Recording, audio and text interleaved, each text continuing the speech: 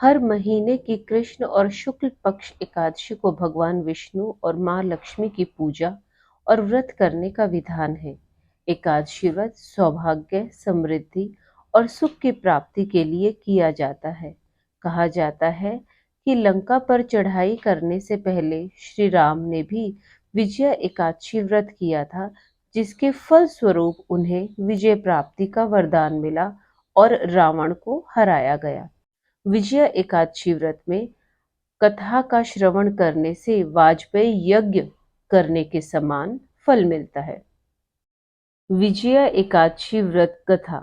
विजया एकादशी की कथा के अनुसार त्रेता युग में मर्यादा पुरुषोत्तम श्री रामचंद्र को जब 14 वर्ष का वनवास हो गया, तब वे लक्ष्मण और माता सीता के साथ पंचवटी में रहने आए। वहां पर दुष्ट रावण ने जब सीता माता का हरण किया, तब इस समाचार से श्री राम जी और लक्ष्मण अत्यंत व्याकुल हुए और सीता माता की खोज में चल दिए। घूमते घूमते जब वे मरणासन जटायु के पास पहुंचे, तो जटायु उन्हें सीता जी का वृतांत सुनाकर स्वर्गलोक चले गए। कुछ आगे जाकर उनकी सुग्रीव से मित्रता हुई और उन्होंने बाली का वध किया। हनुमान जी ने लंका में जाकर सीता माता का पता लगाया और उन्हें श्री राम और सुग्रीव जी की मित्रता का वर्णन किया।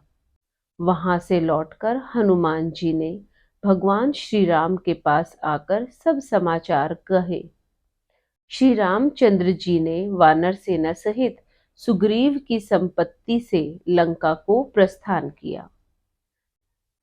जब श्री राम जी समुद्र के किनारे पहुंचे, तब उन्होंने मगरमच्छ आदि से युक्त उस अगाध समुद्र को देखकर लक्ष्मण जी से कहा कि इस समुद्र को तो हम किस प्रकार पार करेंगे। श्री लक्ष्मण ने कहा, हे पुराण पुरुषोत्तम, आप आदि पुरुष हैं, आप सब कुछ जानते हैं।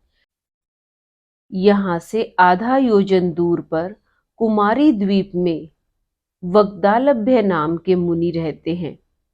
उन्होंने अनेक ब्रह्मा देखे हैं। आप उनके पास जाकर इसका उपाय पूछिए। लक्ष्मण जी के इस प्रकार के वचन सुनकर श्री राम जी वक्दालभ्य ऋषि के पास गए और उनको प्रणाम करके उनके समीप बैठ गए।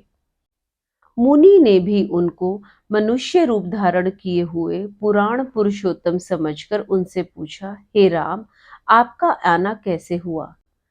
श्री राम जी ने कहा, हे ऋषि, मैं अपनी सेना सहित यहाँ आया हूँ और राक्षसों को जीतने के लिए लंका जा रहा हूँ। आप कृपा करके समुद्र पार करने का कोई उपाय सुझाइए। मैं इसी कारण आपके पास आया हूँ। वग्दालभ्य ऋषि बोले कि हे राम, फागुन मास के कृष्ण पक्ष की एकादशी का उत्तम व्रत करने से निश्चय ही आपकी विजय होगी। साथ ही आप समुद्र भी अवश्य पार कर लेंगे। हे राम, यदि आप इस व्रत को सेनापतियों के साथ करोगे तो आपकी विजय निश्चित है। अतः हे राजन, जो कोई मनुष्य विधि पूर्वक इस व्रत को करेगा, दोनों लोकों में उसकी अवश्य विजय होगी। श्री ब्रह्मा जी ने नारद जी से कहा कि हे पुत्र, जो कोई इस व्रत के महात्म्य को पढ़ता या मात्र सुनता भी है, उसको वाजपेयी यज्ञ का फल प्राप्त होता है। इस तरह श्री रामचंद्र जी ने ऋषि के कथानुसार इस व्रत को किया और इसके प्रभाव से दैत्यों पर विजय पाई। राधे राधे। हरि हरि बोल।